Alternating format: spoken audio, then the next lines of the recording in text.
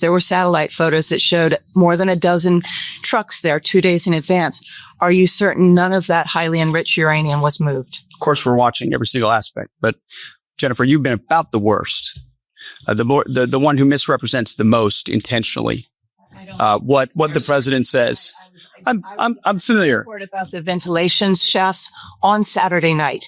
And in fact, I was the first to describe the B-2 bombers, the refueling, the entire mission with great accuracy.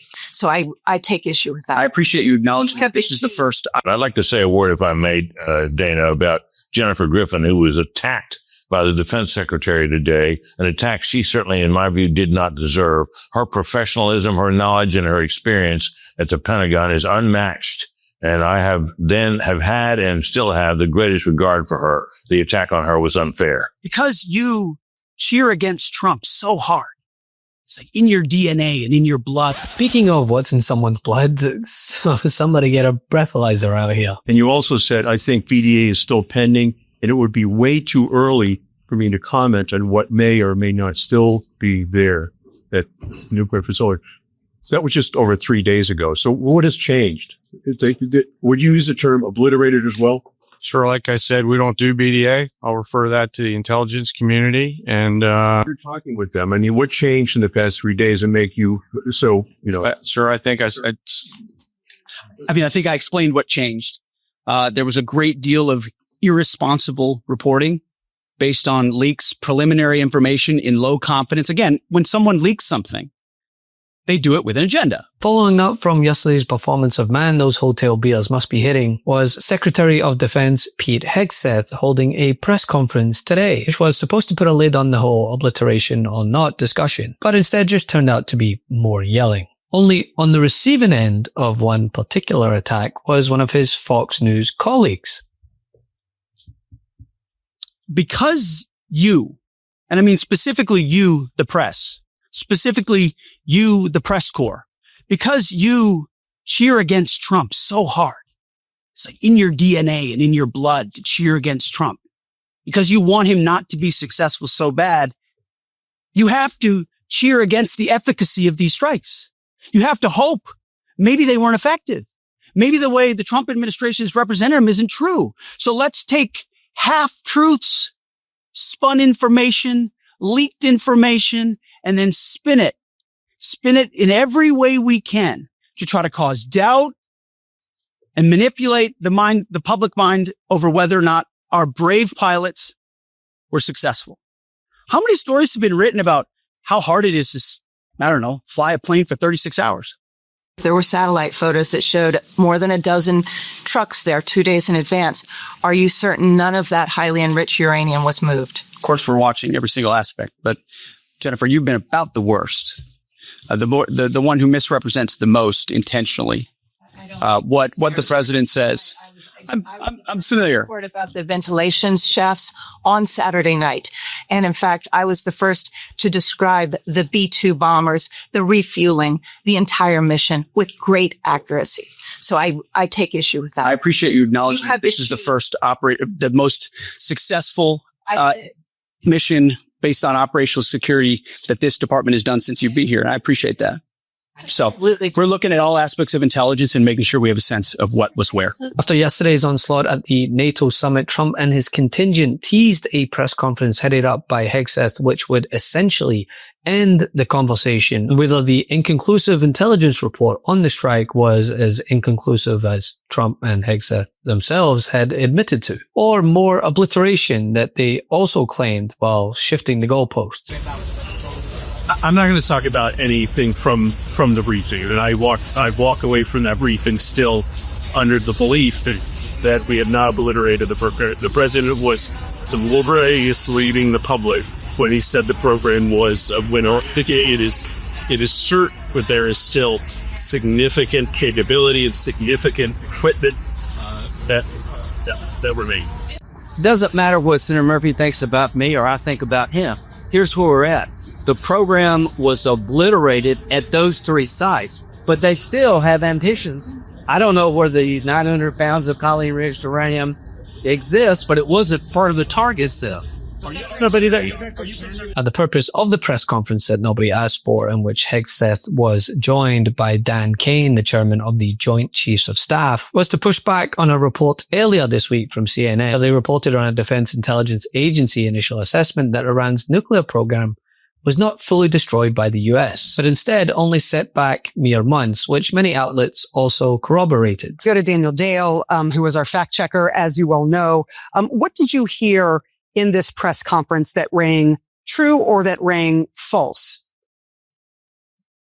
Well, a few things here. The secretary referred to fake news CNN and then immediately proceeded to effectively confirm CNN's reporting. Again, emphasized that this intelligence assessment was preliminary, made with low confidence. That's exactly, again, what CNN reported. He also tried to back up President Trump's assertion that these nuclear facilities were completely and totally obliterated by forcefully reading out quotes from others who did not say the same thing. He read quotes asserting that the nuclear sites had been badly damaged, severely damaged, that the strikes had done enormous damage. None of that is synonymous with complete obliteration.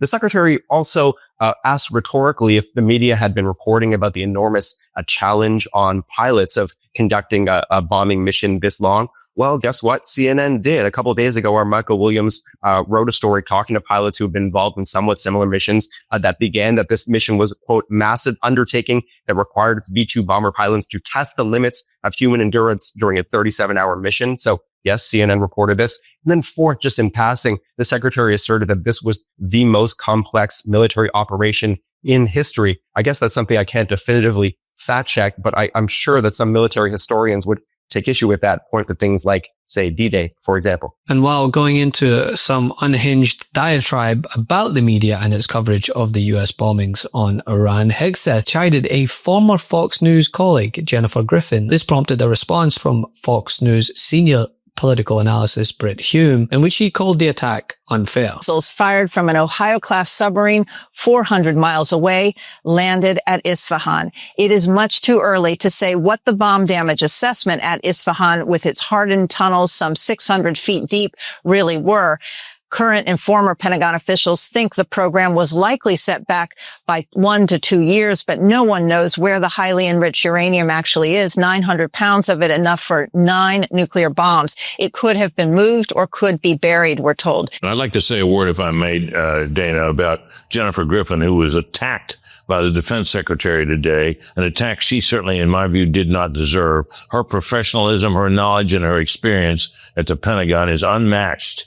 And I have had and still have the greatest regard for her. The attack on her was unfair.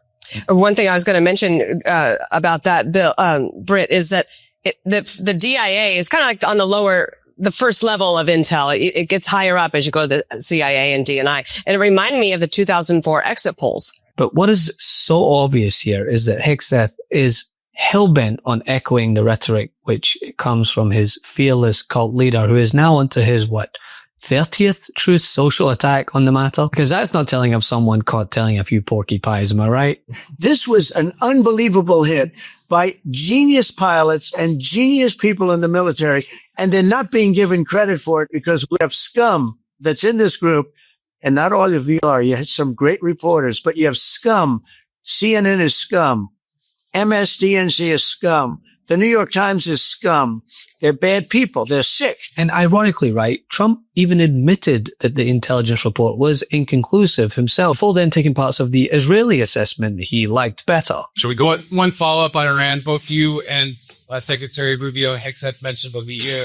But can you clarify, is the intelligence correct or is the intelligence wrong? Well, the intelligence was very inconclusive. The intelligence says we don't know. It could have been very severe. That's what the intelligence says. So I guess that's correct. But I think we could take that we don't know. It was very severe. It was obliteration. This question. I think you should really say how great our soldiers and our warriors are. I think everyone appreciates our soldiers and our warriors. I do have 2 questions for you, Mr. President. You just cited Israeli intelligence on these attacks. Earlier, you said U.S. intelligence was inconclusive. Are you relying on Israeli intelligence for your assessment of the impact of the strikes? No, this is also Iran made the statement. And it's also, if you read the document that was given that we can talk about if you'd like, the document said it could be very severe damage, but they didn't take that. They said it could be limited or it could be very severe. They really didn't know other than to say it could be limited or it could be very, very severe. And you didn't choose to put that because it was very early after. Since then, we've collected additional intelligence. We've also spoken to people who have seen the site, and the site is obliterated. And we think everything nuclear is down there. They didn't take it out. Okay. Question, please go ahead. The thing is, they are now on to day 4 screaming about this report that came from our own intelligence agency. But what we need to pay attention to is the fact that they're using this as a means to discredit media as a whole. So for instance, when networks report on the recent announcement that there will be cuts to Medicaid or the plummeting GDP. First quarter GDP, however, the final read is negative 0.5%. We were expecting a loss of 0.2% for first quarter GDP. This is the first negative read that we've actually clocked since the first quarter of 2022. That's according to the Commerce Department. But again, that GDP read, this is actually even more of a loss in the range. On the growing number of U.S. citizens wrongfully deported during Trump's barbaric ICE raids, they can just dismiss it as well. It's just more fake news, which is why every detail is important and should be scrutinized. Because the thing is, if they can lie about this, they'll lie about anything and everything that they can get away with. The truth is more important than ever. Check out our new Truth Over Lies collection at store.MeidasTouch.com. All 100% USA union made.